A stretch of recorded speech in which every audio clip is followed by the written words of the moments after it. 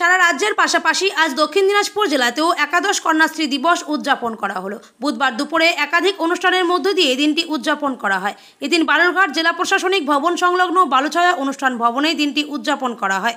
এদিনের অনুষ্ঠানে উপস্থিত ছিলেন জেলা শাসক বিজিন কৃষ্ণা, জেলা পরিষদের সভাধিপতি চিন্তামণি বিহা, সহকারী সভাধিপতি অম্বরীশ সরকার, সদর মহকুমা শাসক সুব্রত কুমার বর্মন, ভূমি ও রাজস্ব বিভাগের অতিরিক্ত জেলা শাসক হরিশ রশিদ সহ অন্যান্য আধিকারিকরা।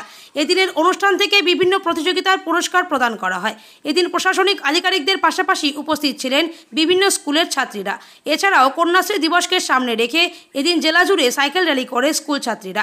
পাশাপাশি ট্যাবলোর সূচনা করা হয়। North Bengal TV.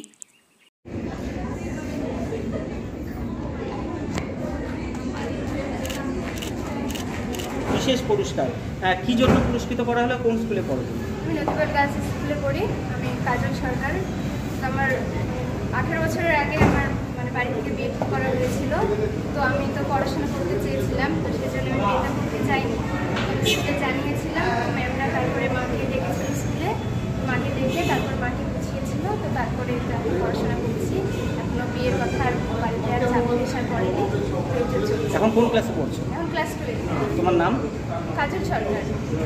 14 আগস্টে প্রত্যেক বছর রাজ্য সরকারের আহ্বানে কন্যাশ্রী দিবস হিসাবে পালন করা হয়। তো আজকে আমাদের জেলা স্তরের প্রোগ্রামটা হলো এবং কন্যাশ্রী বিভিন্ন প্যারামিটার উপরে যারা পুরস্কার পাচ্ছে তাদেরকে পুরস্কৃত করা হয়ে গেল এবং স্কুল কলেজগুলোতেও এবং বিভিন্ন যারা অ্যাচিভার যারা আছে, যারা বিশেষ করে যারা চাইল্ড ম্যারেজ আটকানোর জন্য যারা ভালো